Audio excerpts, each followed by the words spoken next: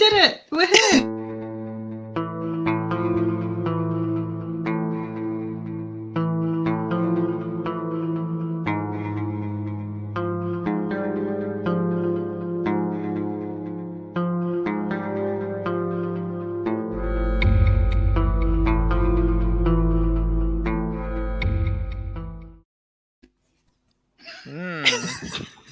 I think you jinxed us, Becky. I did. I'm sorry. No technical hitches here. Nothing Everything to see. is going to be all right. Welcome to Black Armada Tales. Hello. Should we do some introductions? Nobody knows who we are. Sorry, I was getting some Exactly. echo because I've got YouTube. I had YouTube on for a moment as well. I don't know what. Anyway, it's fine. Hello, I'm Josh Fox. Slick. Welcome to Black Armada Tales. My pronouns are he, him. I am going to be playing myself. And with me, in alphabetical order by first name, as shown on the screen, which I think I can actually do. I think you can. That means it's me. Hello, everybody. I'm Becky Anderson. My pronouns are she, her. I'll be playing myself this evening, and I'll pass over to the next person. I know my alphabet Alphabet, guys. correctly. I think it's you, James. It's complicated. I have a sciences background, not the literary background. I'm James Torrance. My pronouns are he, him, and I won't be playing myself. I'll be in character this evening. So everything I say, you take against. That was just an act.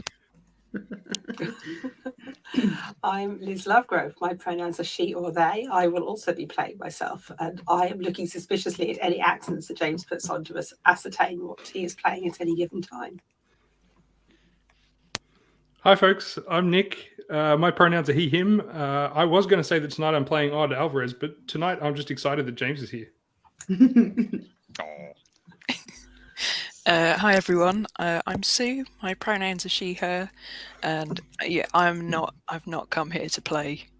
I'm here to chat. Wow. I thought you were going to say, I've not come here to play. I kind of kick ass. Sue always kicks Well, out ass. of bubblegum. Yeah, She does. goes without saying. I can't believe I missed my opportunity to say, hi, I am Becky Anderson, and I'm waiting to find out if I'm the next Home Secretary. Oh, no. It's me at the moment, but you'll It be is up next. you? Yeah. Fine. It's a rotating role-based Yeah. game. So, I was going to say, like, listeners who happen to be watching at this moment in time may be interested in our views on politics, but there are several of us here who cannot talk about politics for professional ethics reasons. So we're not going to talk about it, even though there's like stuff happening. Like So by much now, stuff. something else might have happened that we don't even know about. But at any rate, we're not going to talk about it.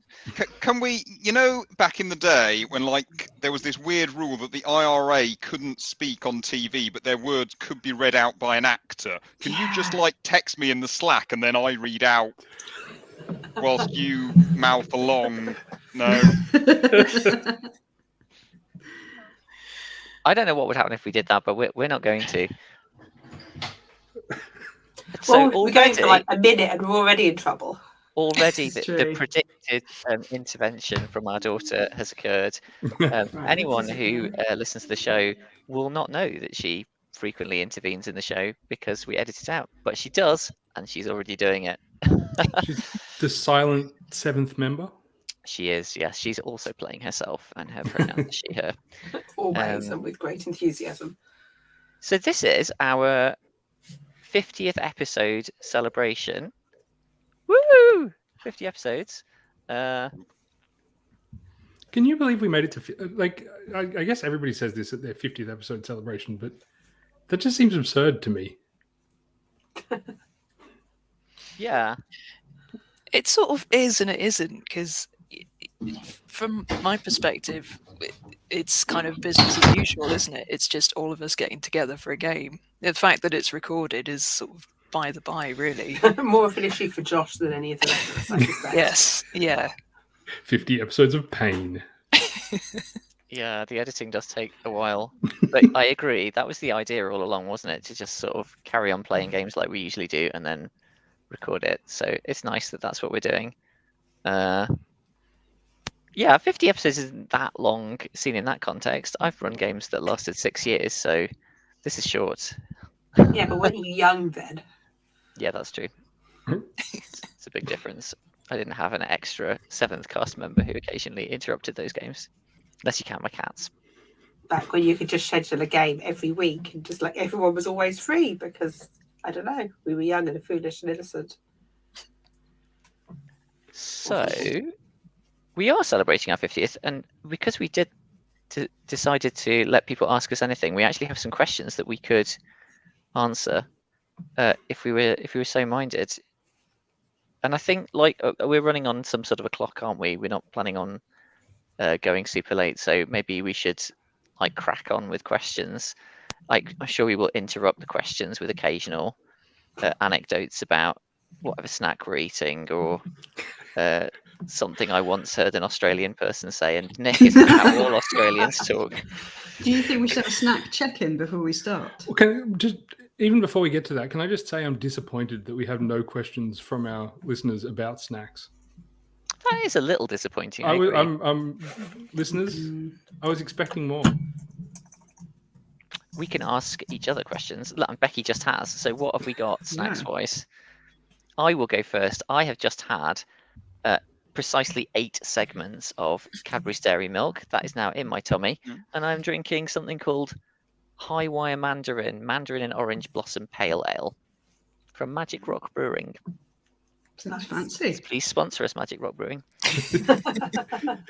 Bit of a theme going to emerge there, do you think? Maybe. Well, if we're going, I think we should go in alphabetical order again to bring some, because there's 6 of us on this chat now, and otherwise it's going to be total chaos otherwise.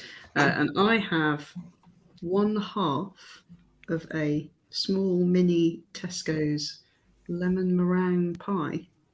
I defrosted an hour ago. It's quite nice. Could do with a bit more meringue on top, in my view. But the advantage of them is that they come in tiny, tiny little bite-sized portions, and I can keep them in the freezer. So I don't feel like I have to eat 10 at once. Otherwise, they'll go stale.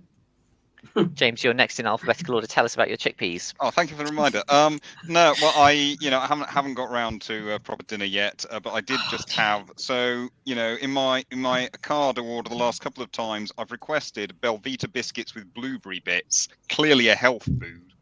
But instead, they've repeatedly sent me Belvita biscuits with faux Nutella in the middle, clearly not a health food. So I've been enjoying one of those. Fills the gap. There is some clear blue water there between Belvita biscuits with blueberry bits and Belvita biscuits with Nutella in the middle. Nutella is mostly made of nuts.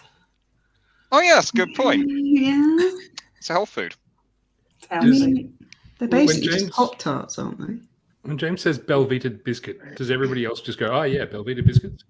Well, yeah, I wasn't quite sure how ubiquitous these are. They're, a sort of chunky oaty biscuit breakfast substitute. I don't know how they got away with rebranding biscuits as a breakfast alternative. Like they're just biscuits. There's nothing like. I've never eaten slightly one. oaty. They're fine. Yeah, but so are hobnobs, and no one's trying to pass that off as a meal. But some of them have got bits of fruit in.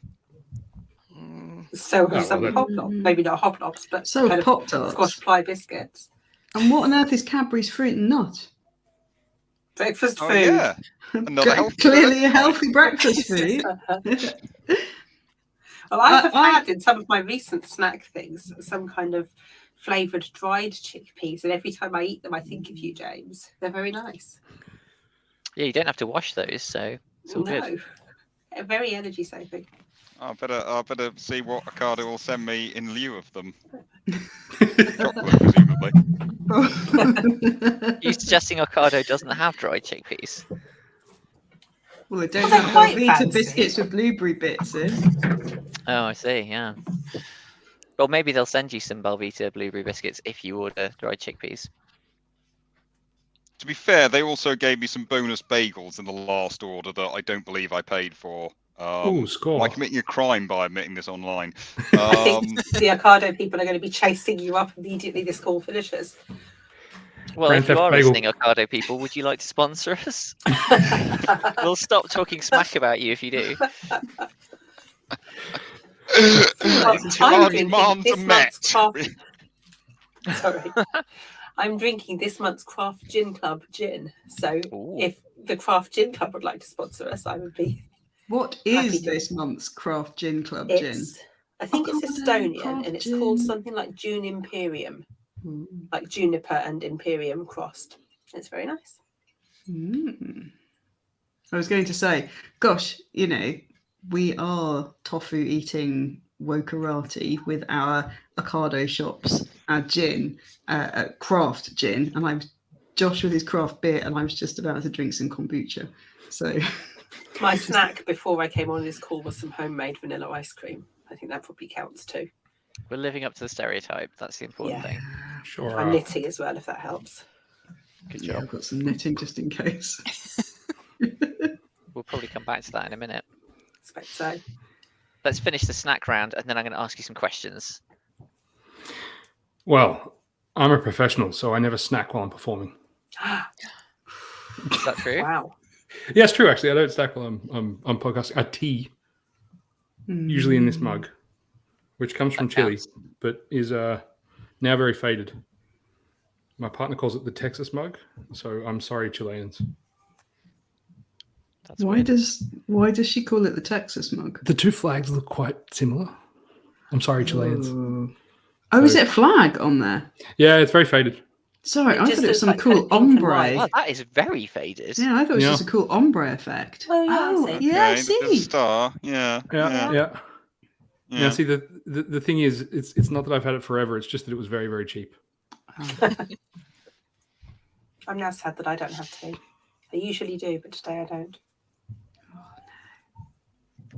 Sue, what are you snacking on? Well, I've also got a tea on the go, and I've got an as yet unopened packet of cinnamon crisps, which are one of my favourite biscuits, and it's impossible not to eat the whole packet once Fun it's fact. opened. So, what's your fun fact, Nick? They're not actually crisps. They're not. Yeah, they're crispy, but they're not crisps. What are crisps called in Australia, Nick? Chips. They're chips. Okay, so What? we're the only people in the world who call them crisps, basically, is what I'm hearing. Oh well. Don't get me started on the whole biscuits thing. I think we should now. I think you just did. What is the I whole mean, biscuit Americans thing? have very peculiar notions about what a They biscuit do. is. Yeah. Even There's weirder like than... some kind of savoury thing consumed with gravy. What the hell? It's a It's bit a like a scone. scone. Yeah. Yeah. Oh, Yeah. can we have an argument about scones? Well, can we have two? There are two arguments to Do be you had put about the scones. gravy on first, or do you put the? Now, I'm pretty sure, and now I know that we have an Australian listener. They can fact check me on this. I call them. We always called them biscuits, whether they were sweet or savoury. Crackers, we call biscuits. Maybe you would call them dry biscuits if you wanted to distinguish, as opposed to sweet biscuits. Well, we do have They're all biscuits for biscuits. cheese. That is a thing. Cheese and Oh biscuits. yeah, that's a good We point. do have Yeah. cheese and Yeah. biscuits, but that sometimes involves an actual digestive biscuit. Mm.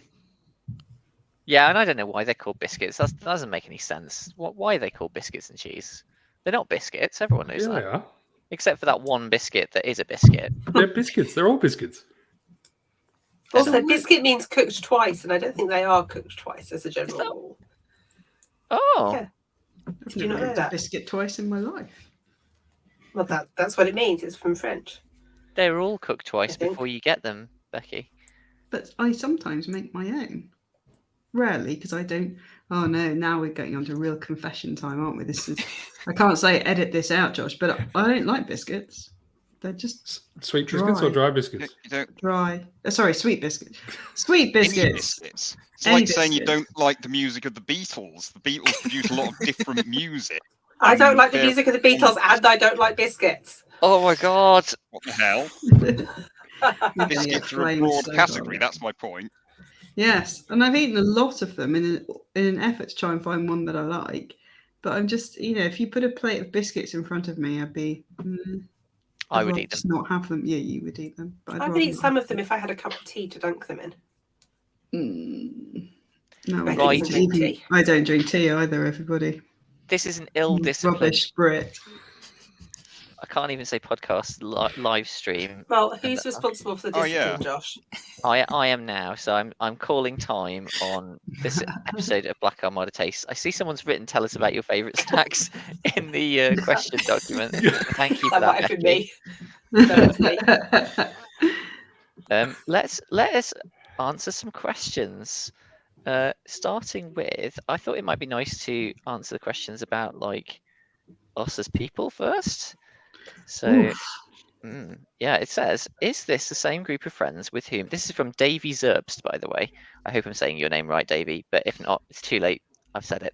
Is it the same group of friends with whom you've playtested your own games that we get to listen in on through your podcast? I'd love to hear you elaborate on that a bit. Yeah, basically. Kinda, I suppose, is the answer. This is a small and important subset of the people that we playtest our games with. That we're part of a larger group of friends who all playtest each other's stuff. Is that fair? I mean, we just hang out and play games, right? But we do just mostly hang out and play games. We were playtesting one of Josh's games last night, and some of us were there, and some other people were there. So, right. It's a Venn diagram. We need. Hey, I think you can set up a whiteboard on this thing. We could draw a Venn diagram. We'd end up having to name everybody who playtests any games by any of us at any point, and that gets a bit complicated. That's true. I would say that this is a subset of if you've seen mine, Josh's, or Nick's games. I think it's just the three of us that in our acknowledgements we put an acknowledgement to a Rose by Any Other Game. And that is a group of friends, and this is a subset of that group of friends. Yeah, and within that group, there seems to be a couple of groups that have known each other for quite a long time that have got merged into the Rose, plus other randos like you, James, and Nick, who got, I don't know how you got involved, to be honest. Assimilated. We invited you, basically. I got taken aside and just quietly asked if... you got the tap on the shoulder. Tap on the shoulder, yeah. Sort of given a business card with just a mysterious URL on the back. It was in fact in a stairwell, so... Was it in a stairwell? Yeah. What? That's very cool. You have to tell that story now, just because... Oh, it's not a story. It's not private. It was me that invited you, and then that wasn't me. That I don't remember a stairwell. It was Isa. Isa, who is not here, but yeah, we met at Revelation at a convention. Yeah. And at the end of the weekend, I just happened to bump into him in a stairwell, and he was like, "Oh, hey." I'm sure I knew you from G Plus though, Nick. So yeah, I think you maybe claimed this is not the case. I don't think it's the case. There must have been another Nick. No, it's your icon that I remember. Your little matchstick man with a stick person hat. Yeah. Well, that's clearly identified with so me. Probably lots of people use it. That's me. I drew that. Is it? Okay. Sorry. Yeah, I drew a webcomic for 2 years, I think. I assumed it was just lifted. Nope. I'm so sorry. No, you're fine. Randall Monroe has copyrighted the concept of stick people. Yeah. Yeah. It does explain a little bit of my How would one copyright the concept of stick? One hasn't.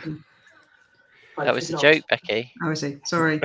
He's being funny. I've had a long day and I'm a lawyer. And you can't throw around words like copyrighted without expecting an interrogatory response. Yeah, well, I mean, it's the equivalent of I'm an academic. You can't ask me a question without me wanting to define every word of the question.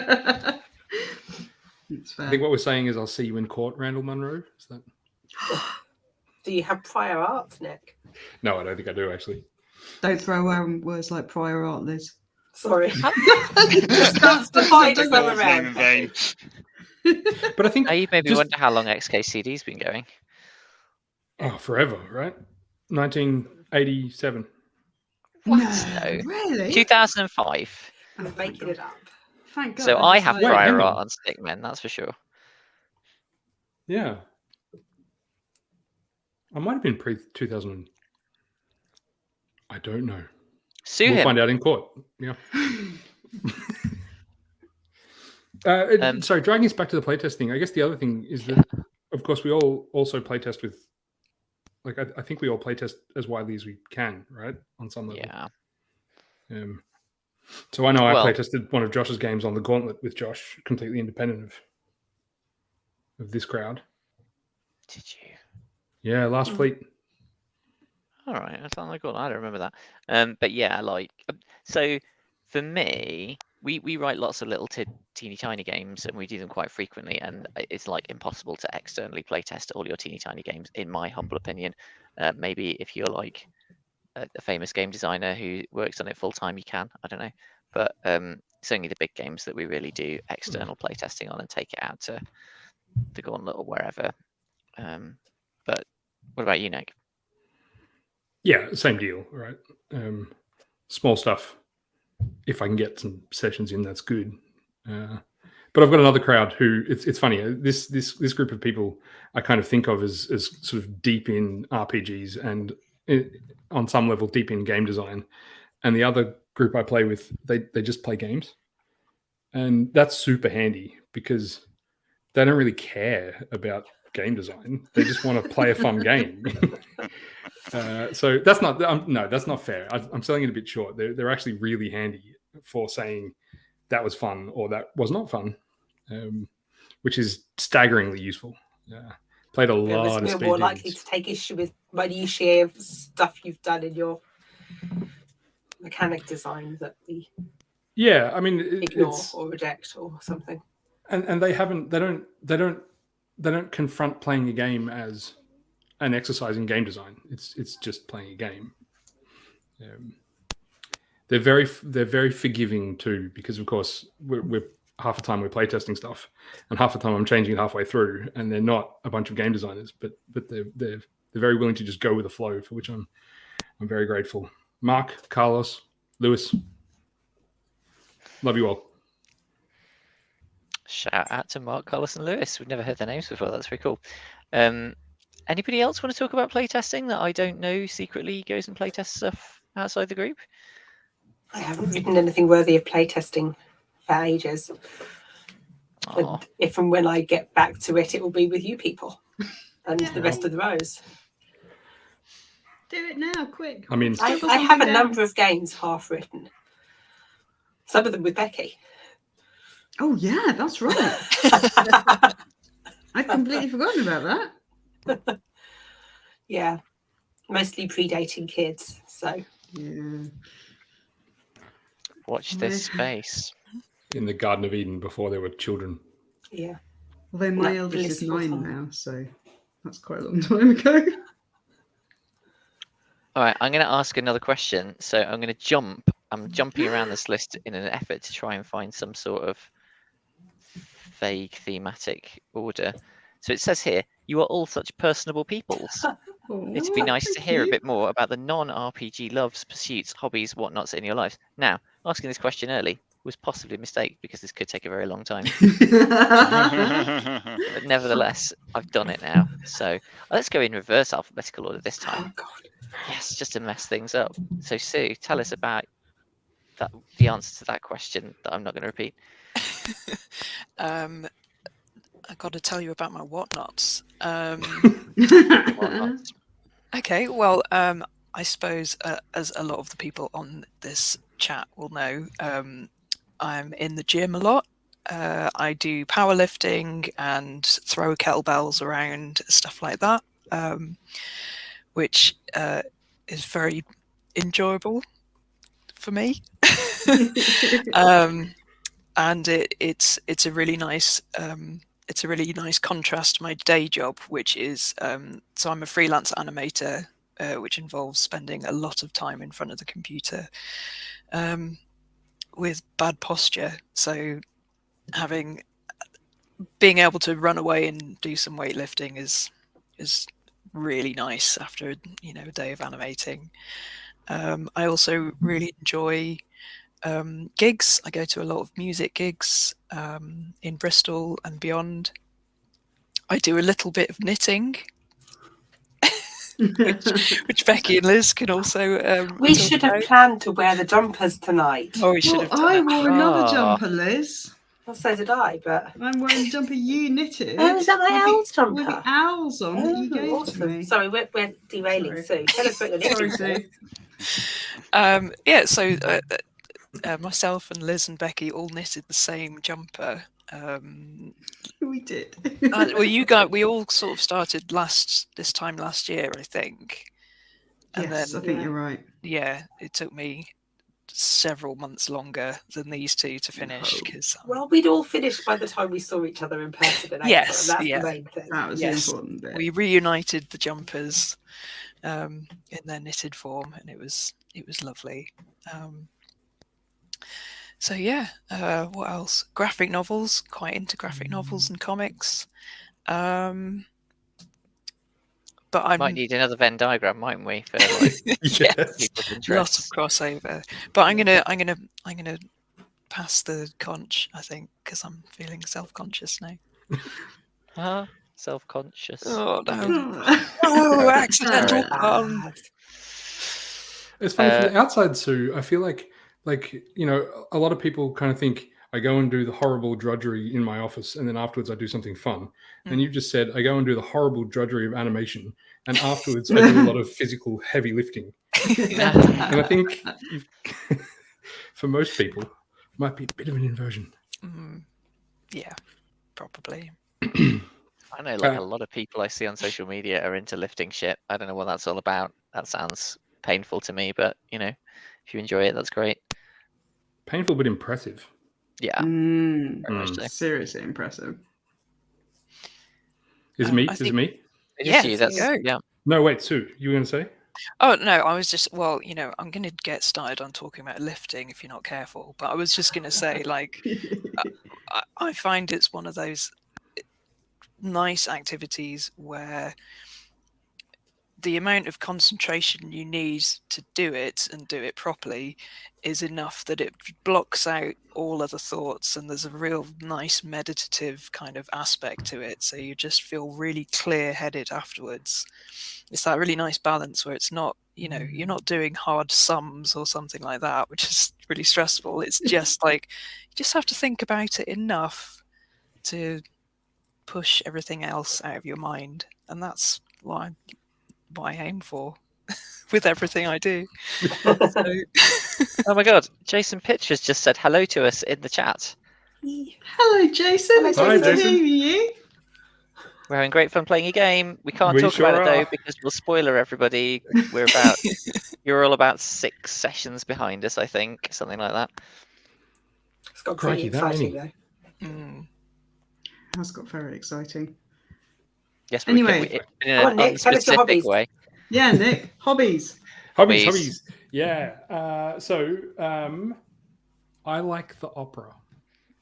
Yeah. Rather a lot. I mean, I like kind of classical music and concerts and all that kind of stuff. But I guess I focus in on the opera in particular because I feel like, though it may not seem like it, it kind of informs a lot of the way I think about even things like role-playing games. Because one of the things that I love about opera is that it is often just incredibly cheesy. It's just deeply melodramatic. It's a lot of people having quite straightforward feelings in a massively overblown way. But it also happens to be kind of stunning art.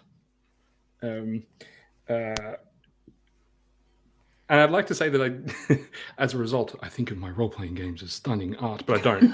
I just think of them as an excuse to do some of that crazy melodramatic stuff that I love so much in the opera. So that's super fun. What else do I do? I'm a massive sci-fi nerd, which is probably pretty obvious. Yeah. Mostly that's like novel length stuff. Like I read for the Hugos every year, the Hugo Awards every year. Used to do a little bit better at staying up with the brand new stuff coming out. I feel like I'm slipping a little bit behind.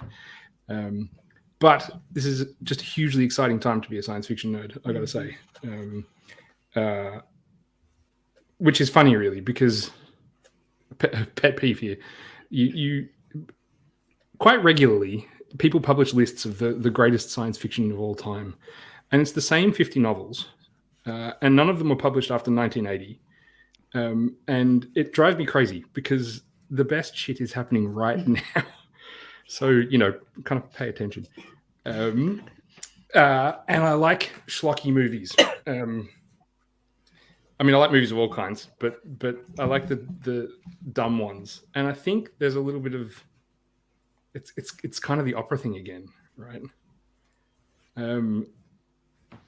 So a couple of weeks back, I needed to recharge, so I rewatched one of my all-time favorites, Battleship. I love which that. is, well, right? It's a terrible, excellent, terrible movie. It's the one based off the board game, right? Yeah, 100%. People did describe this. Sorry. Go, James. People did describe it as a Michael Bay movie, not directed by Michael Bay. Definite benefit as far as I'm concerned. Yeah, I love it. It's got the most, and I used to, in a past life, I used to be a physicist, and people kind of assume that action movie physics would drive me crazy, and it does exactly the opposite. I just love it when somebody goes physics, throws it out the window. And Battleship does this beautifully. He does a handbrake turn in a battleship. I mean, it's so good. Yeah, I guess that's my junk. There's more, but I'll stop. Can I just, before we move on, I'd like to know whether you have a top hat. An actual top hat? No, it's aspirational. Or a monocle, maybe? Like, sadly, no. Opera glasses. We don't. We have binoculars, and I've occasionally been tempted to just take them. Big chunky old binoculars. Awesome. It's an image of Nick now. Is that a faux pas? I think you'd just look ridiculous. I don't think it'd be an actual faux. I mean, I'm sitting in you the could cheap tie it seats. to a stick, to make it look more authentic. I sort of don't want to, because sometimes they do this live opera streaming stuff into cinemas, and you can go and watch it in a cinema, and those camera angles are often quite close. And the thing, I mean, that's still great, but the thing you notice about those close camera angles is that a lot of kind of opera performance is designed for the people in the cheap seats up the back. So they're overdoing everything. And when you're watching them on a kind of movie angle at a movie distance, it looks maybe a little too ridiculous, if I can say that. So yeah, I don't know if I necessarily want to see them up close. Do want to hear them though. Every time you talk about opera, it makes me want to get around to actually going and seeing some, because I never have. We should totally arrange a trip. Yeah, I'm up for that. Let's do it. The Royal Opera Let's House. maybe not arrange it now, but this is one of the definite perks of having moved from Australia to here, because the number of people, high quality, like I stunning understand you've got performers. kind of a fancy opera house over there, though. I mean, it seems like I've heard of an opera house somewhere. Major, iconic. Yeah, some kind of spiky shape. Little known fact: the sound in the Sydney Opera House, in the Opera Theatre. I just assume Well, that you're not going back now. They won't let you in. You just assumed what, James? That shape was acoustically optimal for opera. Yes. Badly known. Yeah, I did live in Sydney for a while, and the first time I went, I bought some really swanky seats. I may have told this story before, but really just to experience it, and it was 40 degrees or something Celsius that day. And so I just went in shorts and a t-shirt because it was hot. And as it happened, I was sitting 2 seats down from Australia's then Attorney General, who was on the wrong side of politics as far as I was concerned. And he didn't appreciate me being there in shorts and a t-shirt in the expensive seats. he had some, at least judging by the way he was looking at me, he had some opinions about it. Maybe he knew you and he didn't appreciate your politics. Maybe it was nothing to do with your shorts. Good.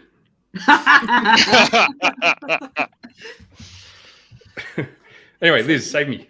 Or is it James? Yeah. Liz, James. What was I going to say? What do I do? Who am I? I also read the Hugos every year and really enjoyed talking about them to you this year, Nick, having discovered that we both did. So that was completely agree with you that the stuff that's being written now in sci-fi is just, it's amazing. It's pushing so many boundaries, and just like all of those stereotype ideas we have about what like the golden age of sci-fi was like, they're just blowing all of that completely out of the water. And yeah, it's now. The golden age is now. Yeah, totally. And for like the last 3 or 4 years when I've been reading the Hugos, everything on the nominations list has just been gold. I mean, some I haven't liked all that much. Some of them I've completely fallen in love with and gone off and read everything else by the author, but there's just so much good stuff there. Other stuff I do, I like cold water swimming. So what Sue was saying about kettlebells kind of being enough to kind of calm your brain and just kind of get out of all of the kind of stuff that's wearing around. Cold water swimming does that as well. So I've been swimming in the river in Oxford for probably decades now, but in the last few years, kind of post-pandemic really, I've got a swimming group that means we're reliably swimming all the way through the winter. Because the problem with winter swimming is it's not really very safe to do it on your own. So although I wanted to do it, me being able to do it relied on having people I could reliably go with, and now I've got people to reliably go with. So we swim all year round. And last year there was a moment of breaking the ice to do so. So there's all these photos of us kind of grinning like the biggest grins you ever seen, and holding up these massive sheets of ice that we had to break through to get into the water. And it's just the best thing. Massive cold water endorphins. Did you know that Ed Miliband is a cold water swimmer? No, I didn't. I don't know how I feel about that. He constantly talks about it on his podcast. I don't listen to his podcast. No, I do.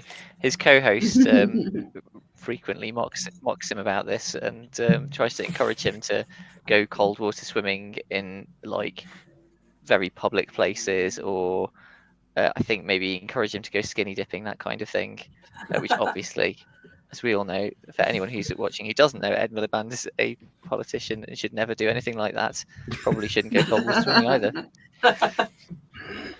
It's interesting because it's very much dominated by women, cold water swimming. Many more women doing it than men. So to hear of a man in the public eye doing it and talking about it is quite unusual.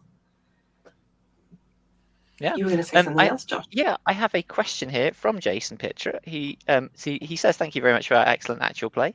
He says, Becky has been amazing. Josh has been unbearable. He would like to know. Yeah, very good. He would like some specific shout outs on the modern science fiction front to celebrate from Nick, Liz, and anyone else who wants to. P.S. I'm about to disappear in 2 minutes to put a child to bed, so can you put the other one to bed as well? Carry on. Can you put them both to bed? I will do that if she's still up here. Thank you. I actually have somewhere about here my list of my Hugo reading from this year in While order, you're looking because it I am up, that kind of geek and I keep these things in order. Lists. Well, I will talk about spreadsheets, not spreadsheets, about lists and Google Docs, Liz, when I get to me. But I was just going to say, I think it's a bit old now, but I think one of the new crop of sci-fi novels which first blew my mind, because I also read a lot of sci-fi novels, had to be Nine Fox Gambit by Yoon Ha Lee, hands down. I remember reading that and just having my mind just completely blown and thinking, wow. And I know it's kind of old now, but for me, that kind of that novel and some of the Anne Leckie stuff kind of stuck for me, kind of mark the start of the kind of Ancillary Justice is the start of this kind of massive, fast upward trajectory of cool stuff coming out. But those are both very kind of politics, space opera-y, and I know that's particularly your bag, baby. I do love a politics space opera. I do.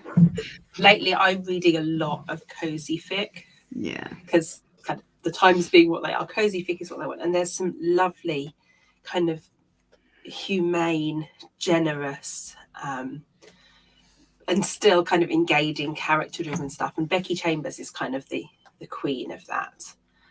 I'm loving her monk and robot stuff particularly, but the Wayfarers is a bit more patchy, but the monk and robot is just a beautiful vision of kind of almost post-climate apocalypse or post some kind of apocalypse humanity, and where we might get to in a future where we've solved a lot of the problems that we're facing now. So she's kind of one of my big picks for right now. These are both excellent calls. I was actually going to mention the Nine Fox Gambit by Yoon-Ha Lee because I've just finished rereading the series just now, partly for game design reasons. Are you writing a Nine Fox Gambit game? Because I'm here for that, my friend. Well, I think Yoon-Ha Lee is currently writing a Nine Fox Gambit game.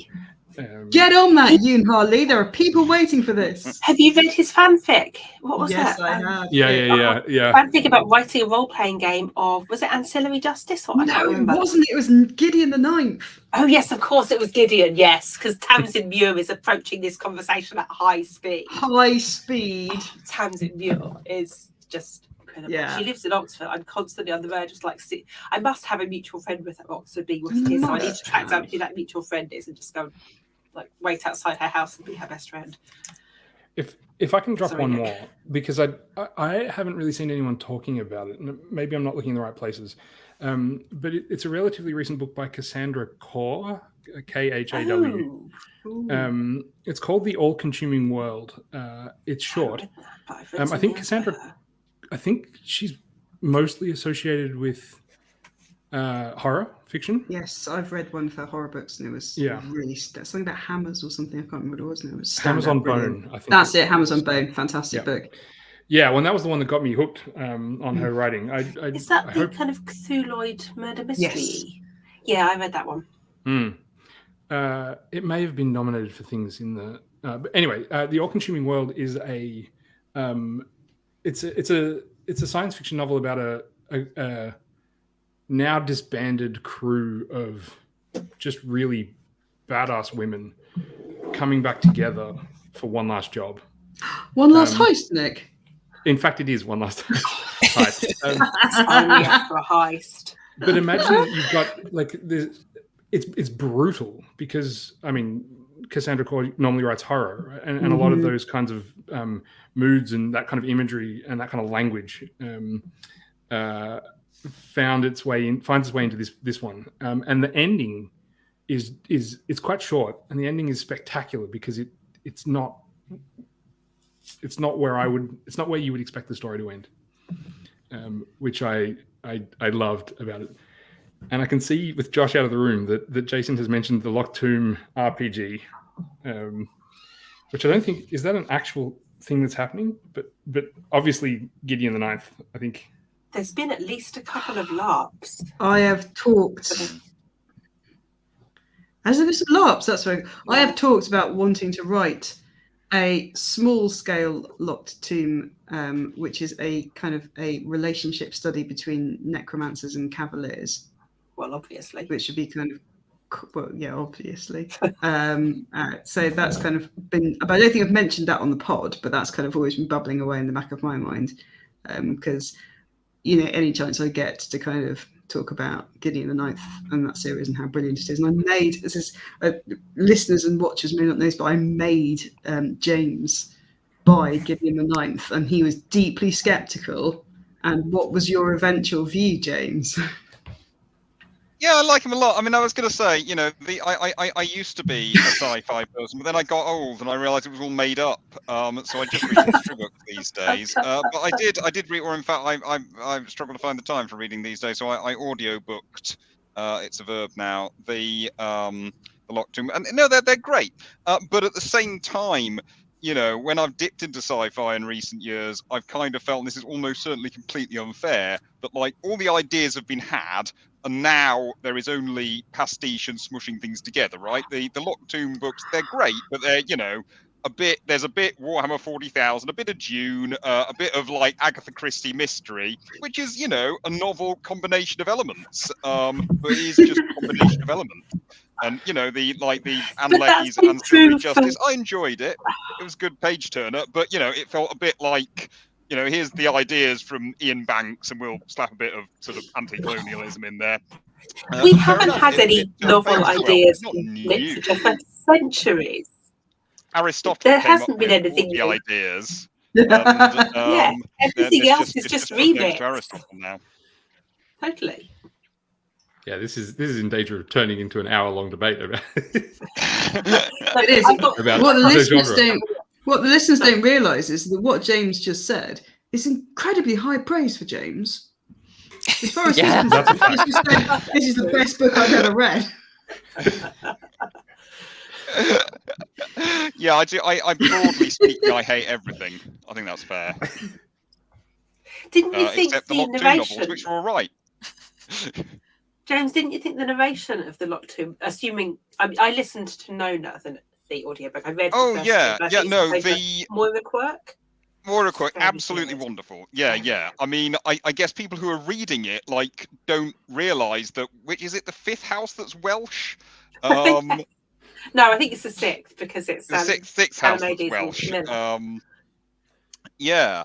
Yeah, and Yeah. somebody's No. She's Northern. with the command of the voices. amazing. It's really, I mean, generally I find I've gone more audiobook these days. Broadly speaking, the quality level of audiobook narration is surprisingly high, given that it's not, prestigious or award-winning. Well, I presume that they have their own awards. Everything does, or lucrative. One assumes line of work. But yeah, no, Moira Quirk was very good. I What do have you do for another fun, top pick for the Hugo's list.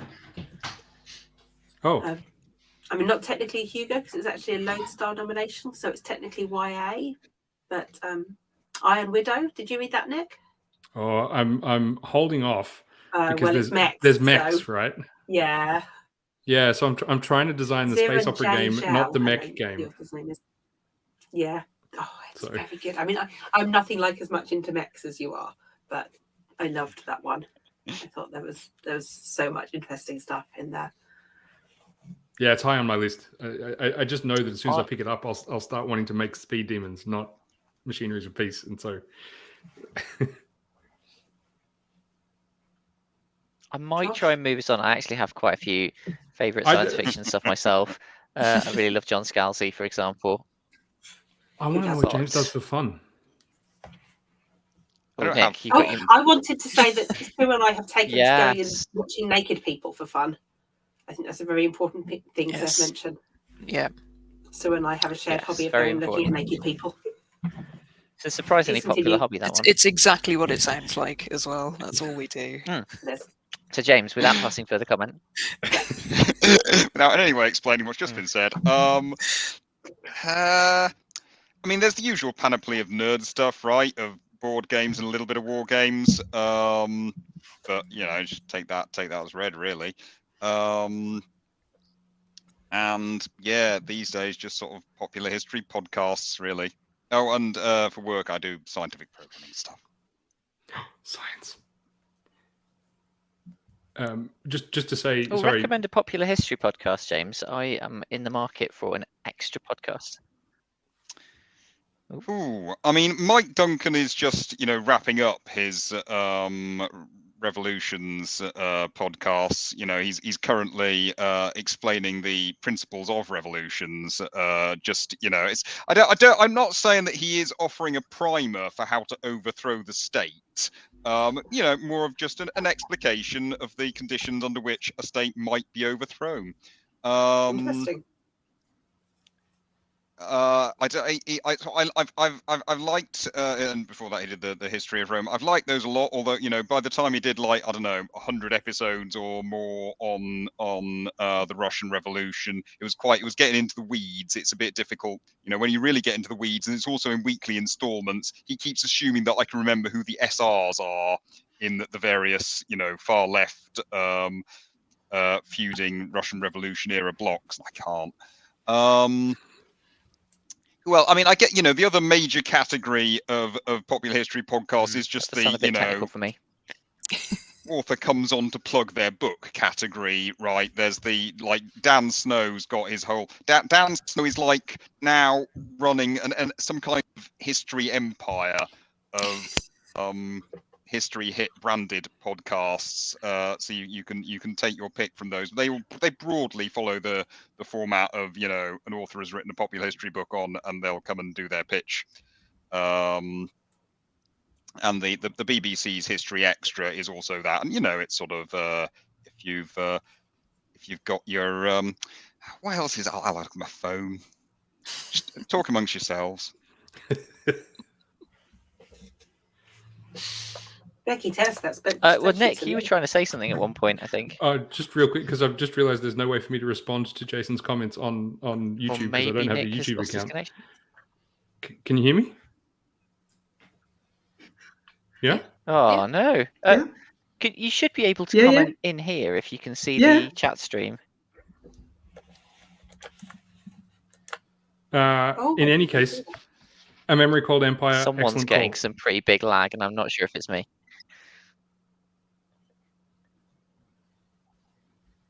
I don't know either. Hello, I'm getting some lag too. Ooh, This isn't good. yeah. Let's carry on.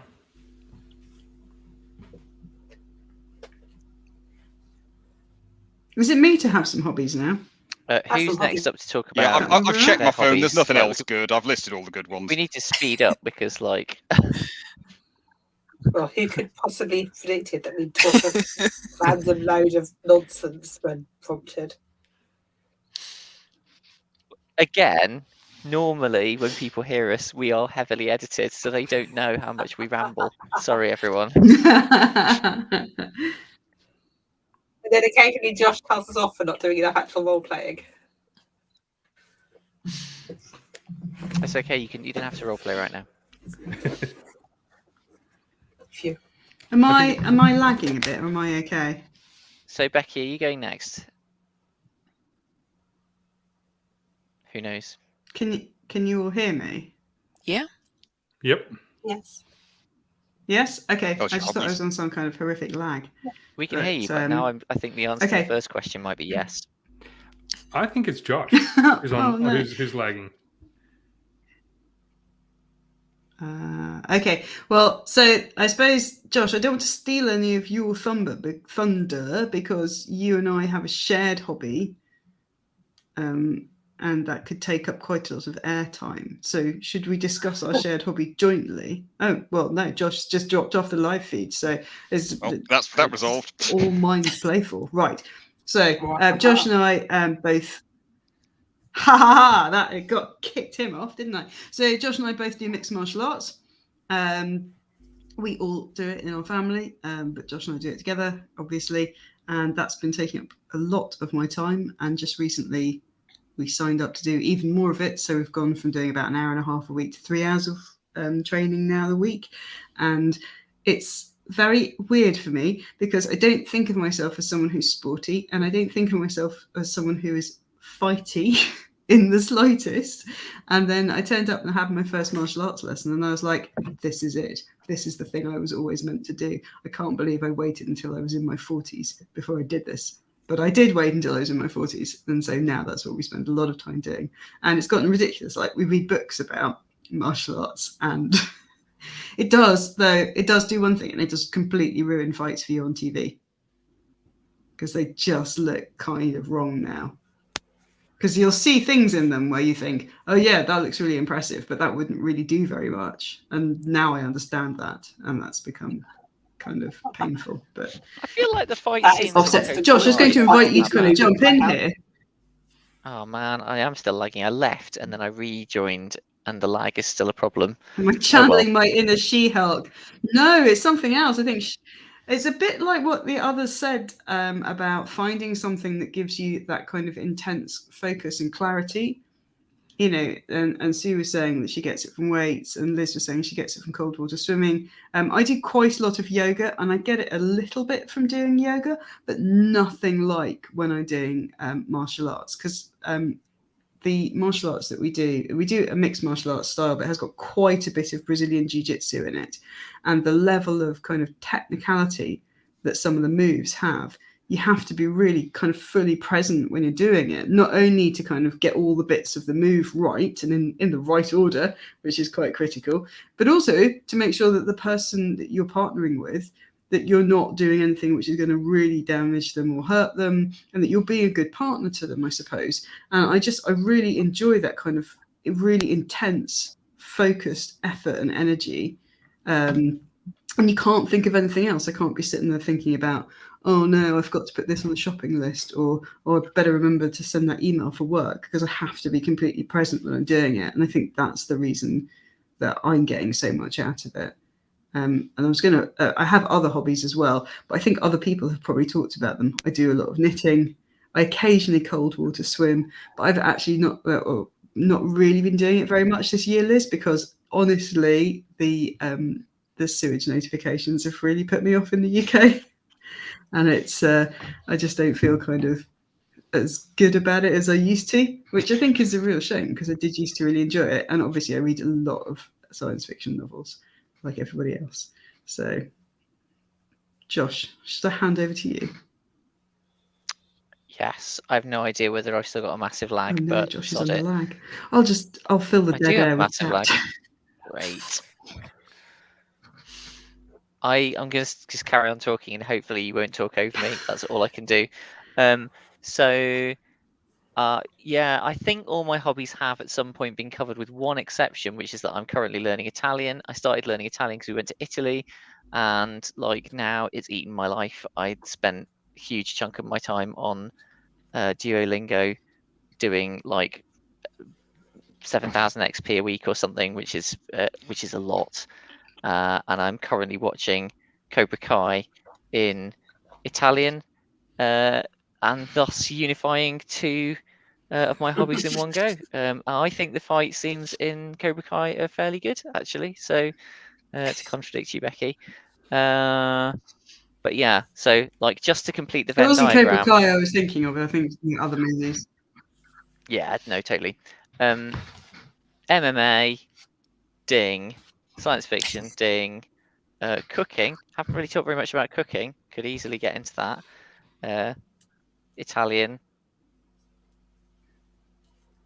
Yeah, I'm going to stop there. Should we move on from talking about our hobbies? Maybe we should talk about And- something to do with games. Yes, let's do that. Now, Rin, let's go game for it. questions.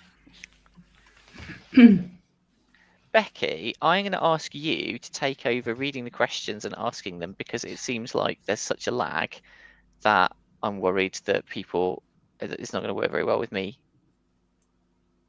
in charge. All right. Okay, something to do with games then. Meg's on Twitter. How do you choose what to play and who will lead/run it?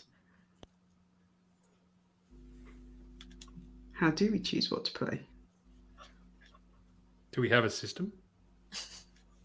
I don't think we do have a system. We don't have not like movie night where there is a very clear system. Maybe we need to design a system.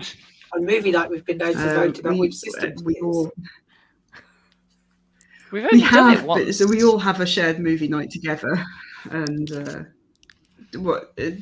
choosing a new game? No. Well, yeah, because like when we voted on started, the system we should use for movie night. So you and I, Becky, came up with the idea for Black Armada Tales. We pretty much decided what we thought we'd like to run right from the get-go, because we'd heard about Apocalypse Keys and we thought it looked amazing and thought it would be a good designer to shine more of a light on. And so that kind of, because we were inviting people to come and play that game with us, it was kind of a fait accompli, really. But then I think when we were coming close to finishing that, we had a bit of a crowdsourcing of ideas. We all put down games that we were interested in playing. We talked about it and we decided what we're going to run, right? And that's the only time so far that we've chosen new games. Twice. There've been 2 new games. Well, 3, but we chose them all at the same time. We've done 4. Oh, okay.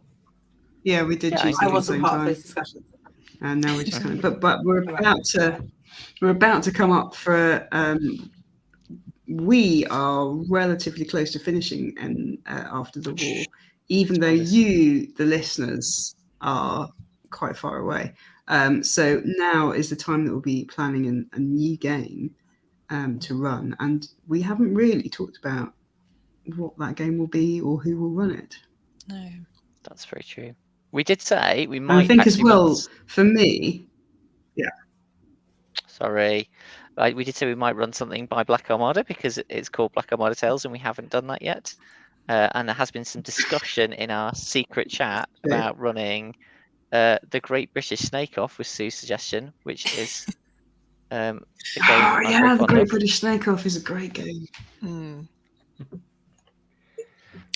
I have relatively strong opinions about what makes for, well, they're not that strong, good actual play games. Because I listen to a lot of actual plays, and I think there is a bit of an art to picking a game that's going to work in this kind of format. And on some level, I think it's about picking a game that's going to work remotely, because we're all playing. None of us are in the same place, with one exception. Yeah. So anything that involves a lot of spatial positioning, I think, is just a bad call for actual plays, because actual play podcasts, because we can draw a map, but nobody else can see it, and then we just have to keep describing the thing. Ditto anything that involves a lot of tracking of many currencies, I reckon. Because again, we can kind of do all that, but it becomes impossible to follow when you're listening to it.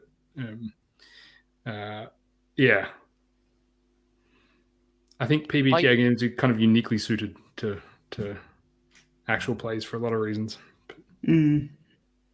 I personally have a theory that our group benefits from a GM quite strongly.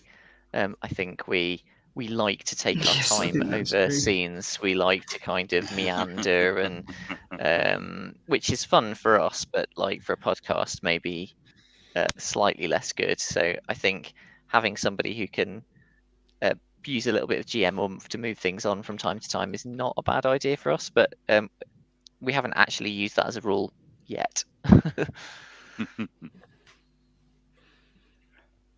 Apparently, I think that's true.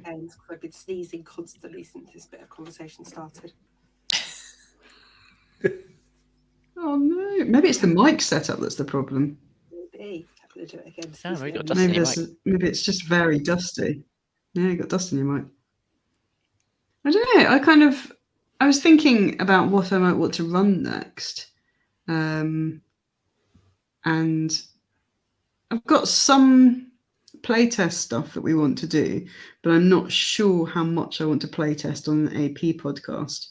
No, I'm not. That's not true. I definitely don't want to be playtesting stuff on an AP podcast because I don't think it's entirely fair to be saying, hey, come and listen to our amazing AP podcast, as I shift the system every 5 minutes and stop to make notes, and it all falls apart because there's a bit of the system that doesn't work over here. And I haven't. It's strange because normally I've kind of got a massive backlog of things I want to run, but I think part of my problem is some of the things I'm really interested in running and playing at the moment are exactly as Nick says. They're things which will not work over online. So one thing I've had my eye on for quite a long time is Black Mass, which is clever kind of Salem witches horror game based on a funky tarot mechanic, and it looks really cool and interesting, and it looks basically impossible to do, I think, unless you're face to face, which is a real shame. But yeah, I don't know what is on anybody else's. I want to play this, which also is card based. There's no way it's going to work. What is that, Liz? You hold it near the camera. Women are werewolves. Ah, women are werewolves. And it's beautiful and it's cards, but yeah, there's no way that's going to work online. No way.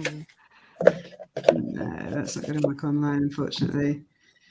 Well, has anybody else got kind of anything kind of bubbling away?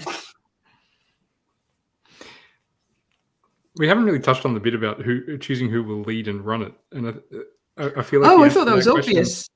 It's just whoever puts their neck on the block. Yeah, who's brave enough? It's kind of the same decision, isn't it? Yeah. I mean, you can't choose a game without choosing a person to run it, or vice versa. Yeah. Right. this is actually something that's a little bit unusual about us, I think, as a group. Like, at least to go by the chatter on the internet, a lot of groups have one person who does virtually all the GMing, and they've got like right. maybe the odd one shot's going to be run by somebody else. But I think in this group, the podcast group, but also in our wider social circle, we have a very broad and deep pool of GMs.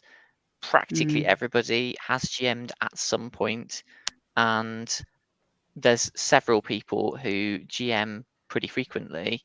And I think maybe, I mean, perhaps people who have joined the group and started GMing more recently could comment, but I think we're quite a sort of a forgiving group. We're not, that we don't have a culture of thinking the GM's got to be some sort of artiste who makes everybody's game amazing. We have a culture that we all bring ourselves to the table and do the best we can as players, and so hopefully that takes the pressure off the GM a little bit. We also tend to play very collaborative games anyway, even the GM'd ones, or even games that aren't necessarily written to be very collaborative. We tend to play them that way. Yeah. Yeah. I was just thinking actually about, I'm willing to go back to, normally I have like a whole sideboard of games in my head, and I'm a bit surprised at myself that I don't. So maybe I should just go away and do some reading and thinking and produce such a sideboard for myself again. But I remember that I've always fancied playing Something Is Wrong Here by Kira McGran. That's the game written based off David Lynch's work, and Arthur on Twitter, Soul Survivor, which is based on Chinese mythology, which I've always quite fancied. So maybe I'll dig both of those out and have a see what I think. Jason suggested Tomorrow and Revelation 3 might be our collective jam. I haven't heard about it, I'm just looking it up. Me neither. That's very cool. I feel my ignorance at the moment with the sheer number of games that are coming out. Like, there was a time when I felt like I kind of knew what was going on and was on top of the scene, and now, fuck no, I've got no idea. A tabletop role-playing game about surviving and building community on a hyper-capitalist space station. That does sound like a jam. Thank you for that suggestion, Jason. I do know what you mean, though, is that at the moment, like, I love the fact that it's such a fertile space. You were talking about a golden age for science fiction. I feel like we're in a golden age for RPGs, and we have been for a while. But I feel like at this point, the golden age has turned into a little bit of a fire hydrant, and I feel like I've been standing at the fire hydrant with my mouth open, and I'm missing so much, and I need to step back from the fire hydrant and shut my mouth and just have a think.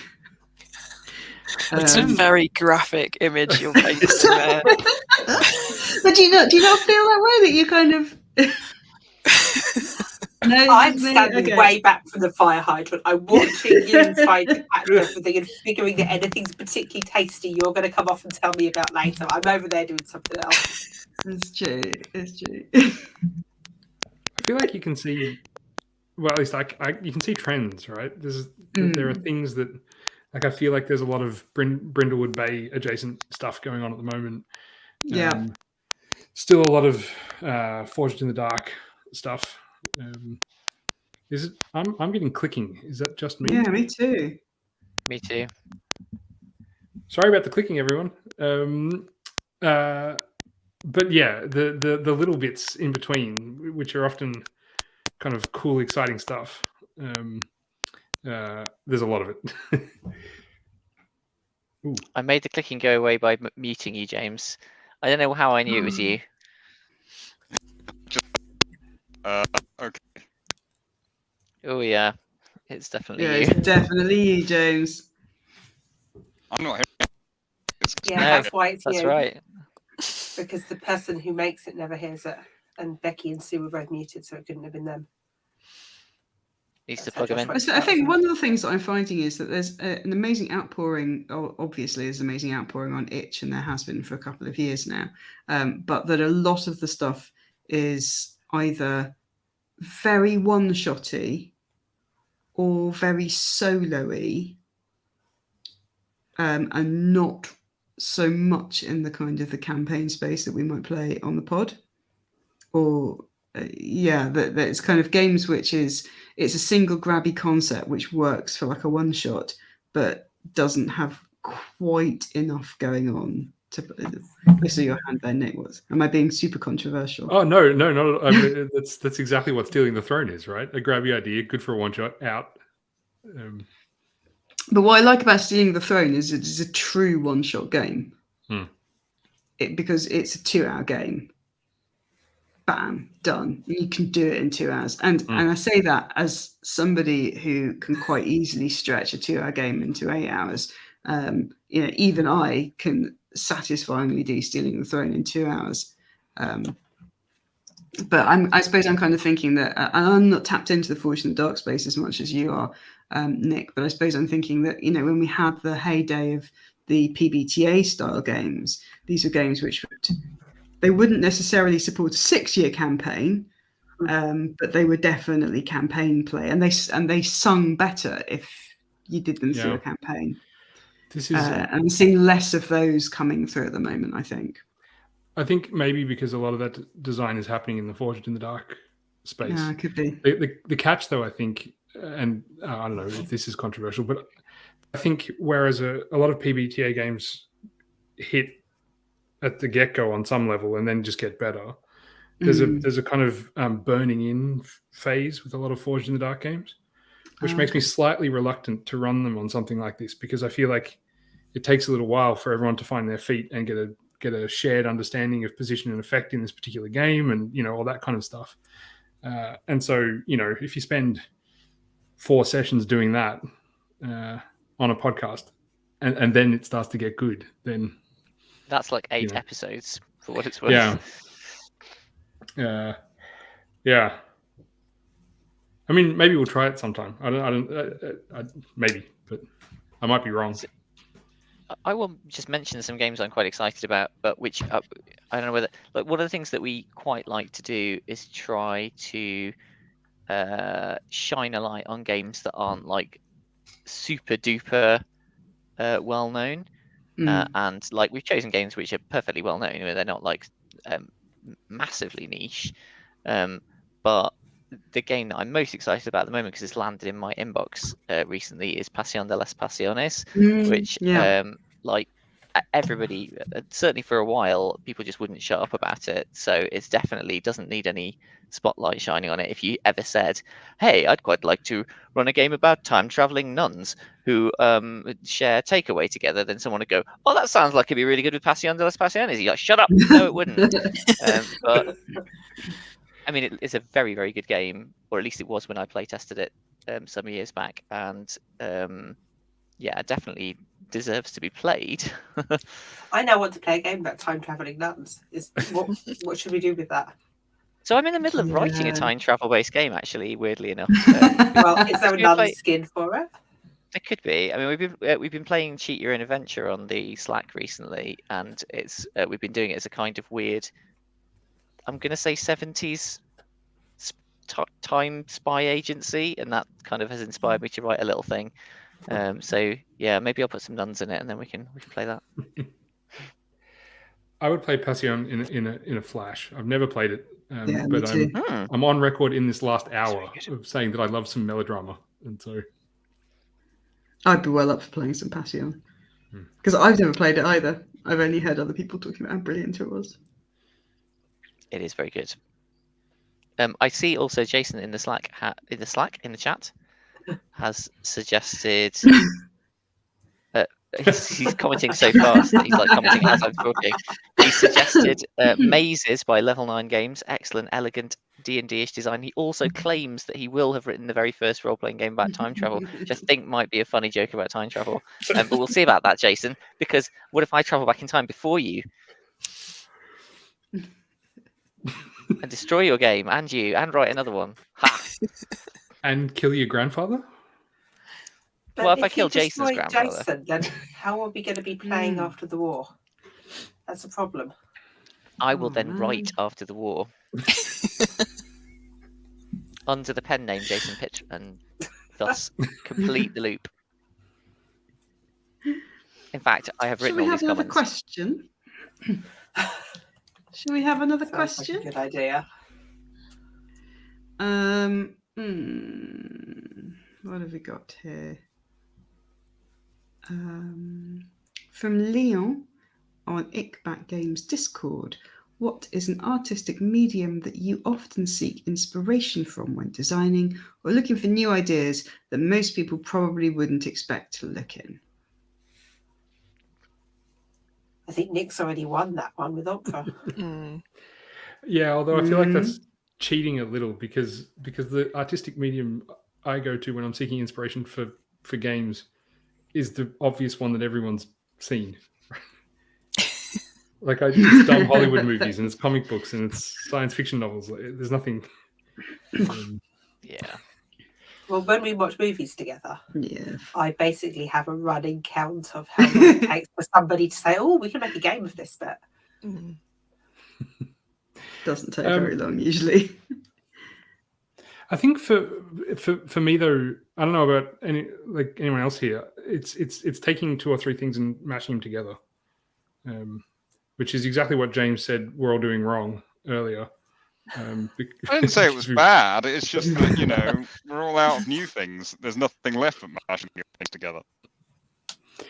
That's true. Yeah. So New combinations of new things. I think so. Is that a segue into Jason's question about AI art? So Jason's just asked, what are your respective hot takes on AI generated art? Given that we have got at least 2 artists on the call, who I won't require to out themselves, but my hot take on AI generated art is that it just defeats the point of game design for me. For me, what is most thrilling about game design, apart from having people play your game, that's obviously pretty sweet, is being able to kind of go to an artist and say, I really like your vision. Can you do this thing for me?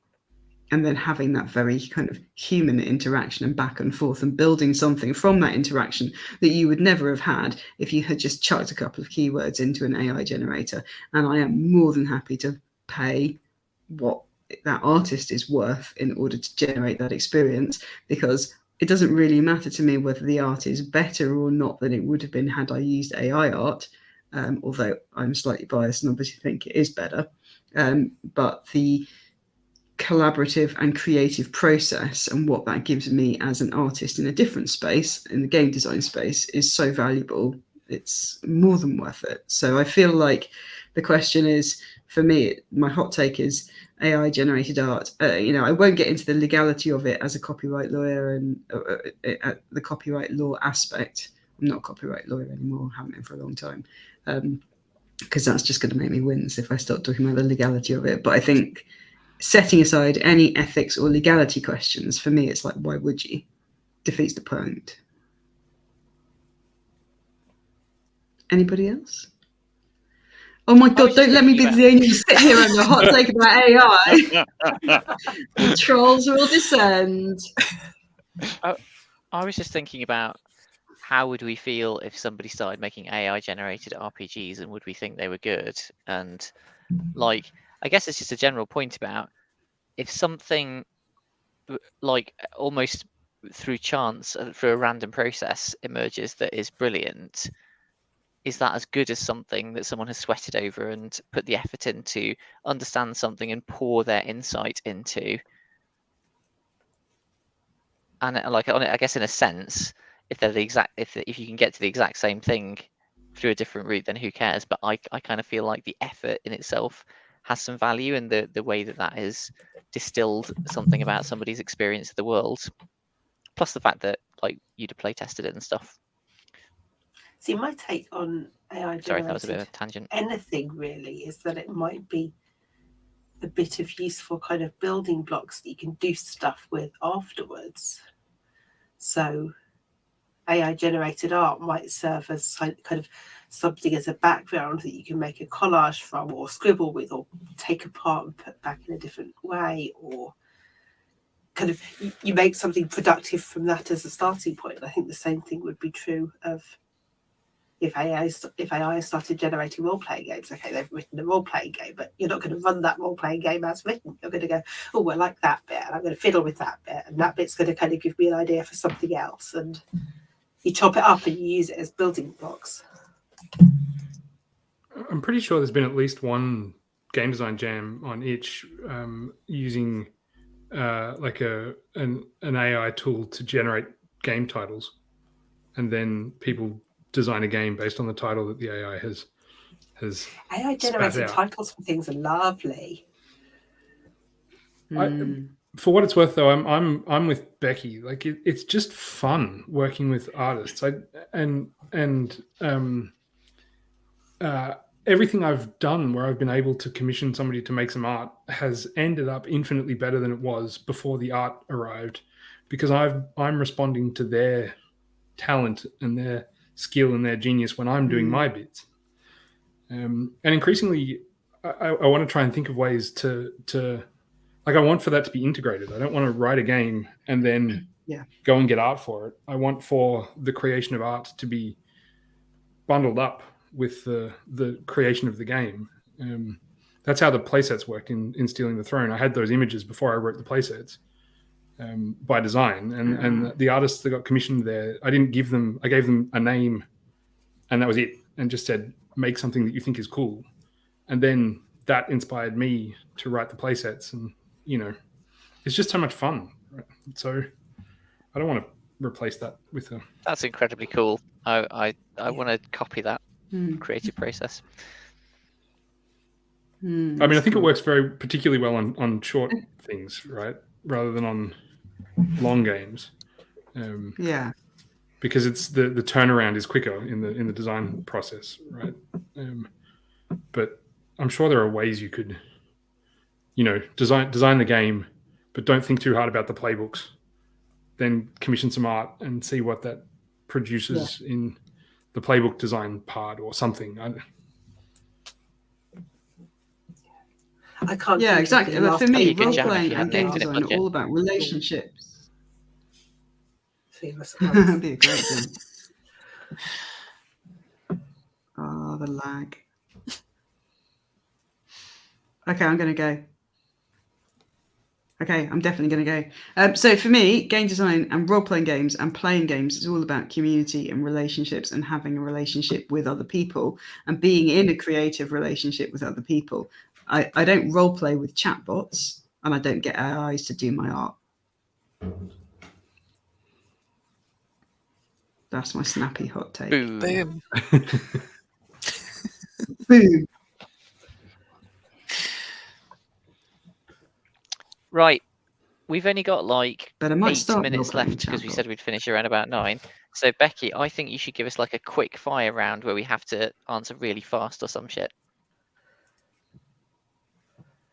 Oh my goodness. Some of these are quite long questions. Since we shortchanged Leon on their question, let's go for another one. When you're playing, either for a recording or a home game, do you have any rituals you like to do to get into tone or into character? About 30 minutes of talking about snacks.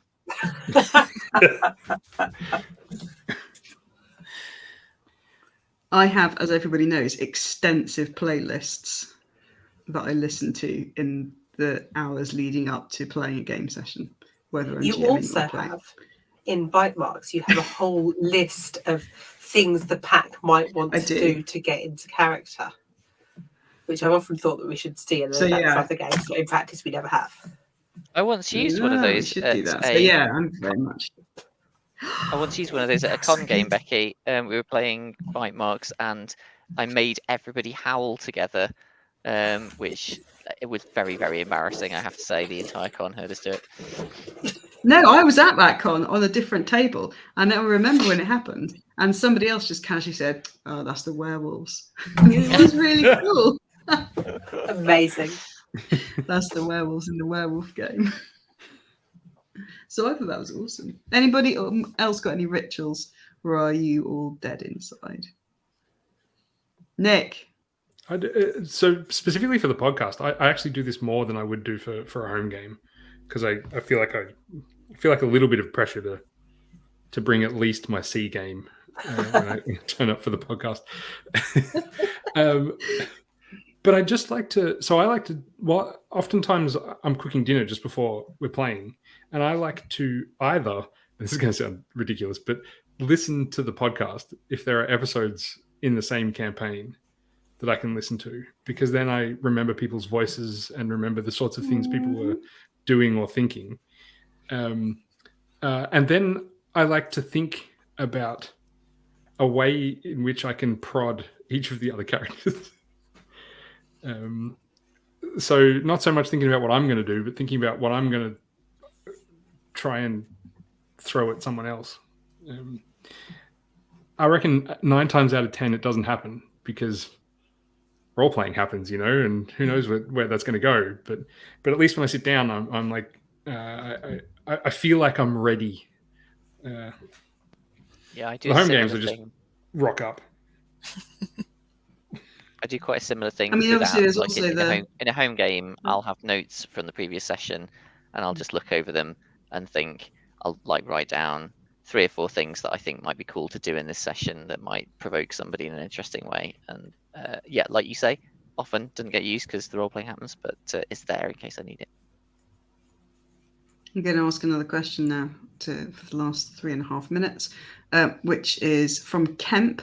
What was a mechanic you read in someone else's rules that you had doubts about, but found to be really fun and or key to the game during play? That's a tricky one. I probably should. I am going to compliment one of your games, Becky, because if you remember, you told me about When the Dark Is Gone before you wrote it, and I said that won't work.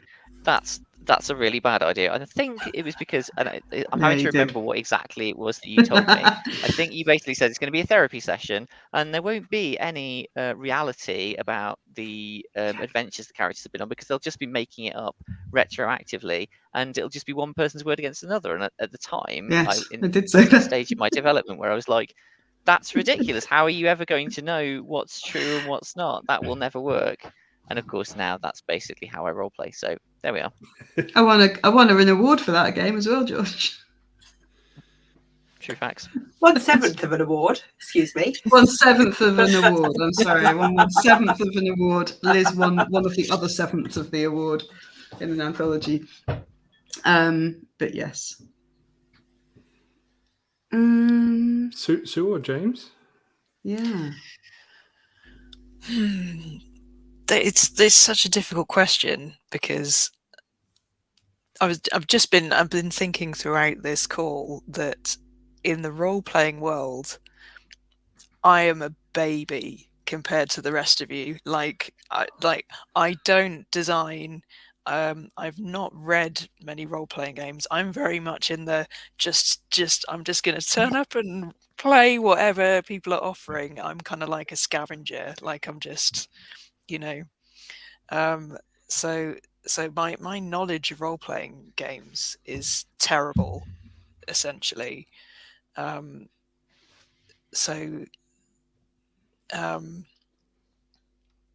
was really dreading this question, because I'm just like, just reaching into my tiny bag of knowledge. And yeah, I just can't. There's nothing really that. I've got a question for you then, Sue, though. So, because when I first met you, you have mostly only played, is it Savage Worlds? Yes. Is that right? And then when you came and joined our role-playing group, the very first thing that we played, and the very first thing we played with you, was a Monster Hearts game. There's obviously quite a kind of conceptual gulf in many ways between Savage Worlds and Monster Hearts. So in that gap, were there any moments where you were like, what the hell have I just signed up for? What have I done? What have I done here? If you remember in our first session, I was largely silent, because I was just like, my mouth said yes to this, but my brain was not involved. But I've always been, I think, when I got into role playing, even though I was playing Savage Worlds, it was all about the role playing rather than the dice rolling, even though it is super fun in Savage Worlds. So in that respect, it was. I think the setting was a little bit. I had to sort of play catch up a little bit to go. Okay, this is more angsty than I've played before. But in terms of the focus was still just on collaborative storytelling, and that's what I'd been doing in my Savage Worlds games. So that it was probably a smoother transition than it sounded like. Yeah, I guess. Yeah. It's just the players inform the game so much, though, don't they? Like, if I hadn't been playing with my other half and various other very cool people in the Savage Worlds games, and I'd been playing with some crunchy old players, it might have been a really different experience. But as it happened, it was really great. It's funny because my number one answer to this, although it's not the Kem's question, not the one I'd like to give here, but is actually Savage Worlds. I read it and went, this looks boring as batshit. I don't get it. And then I played it, and it was really, really fun. It's the biggest disconnect between a reading experience and a playing experience for me. And I don't think it was just the people, although obviously that's a huge contributing factor. I think the game is actually quite good. I'm not just saying this because Jason is in the chat, but the moments of discovery and after the war, it's not that I was skeptical of them when I was reading the game, but I adore them, and I didn't realize until we were actually doing them just how much I would love that bit of the game, because it's I feel like it's rare that. I really love the way they focus you down on one question and one player, one character. And so in that moment, you learn something kind of fundamental about that person very, very directly. Yeah, I was surprised by how much I loved them. That's fantastic. Also, the opportunity for a good montage.